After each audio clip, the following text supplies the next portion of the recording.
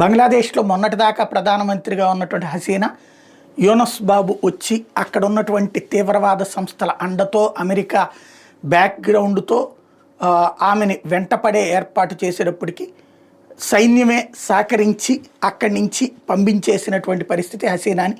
ఆమె భారత్కు వచ్చి ఇక్కడ సాధారణ జీవితం గడుపుతోంది. ఆమెని ఇక్కడి నుంచి డిపోర్ట్ చేసేయండి మా దేశానికి అని బంగ్లాదేశ్ అనేక సార్లు అడిగింది. వాళ్ళ దేశంలో కేసులు పెట్టారు ఆమె మీద.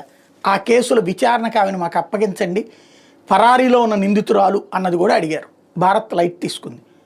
సరే, వాళ్ళు పాకిస్తాన్తో స్నేహం, వాళ్ళ బుద్ధి, అమెరికా కూడా ఇప్పుడు వాళ్ళతో కలిసి నడుస్తుంది, ఇదంతా ఓపెన్ సీక్రెట్. ఇప్పుడు హసీనా అక్కడ లేకపోయినా ఆమె పరోక్షంలోనే విచారించేసి ఆమె తప్పు చేసిందని నిర్ధారించేసి 6 నెలలు జైలు శిక్ష విధించేశారు.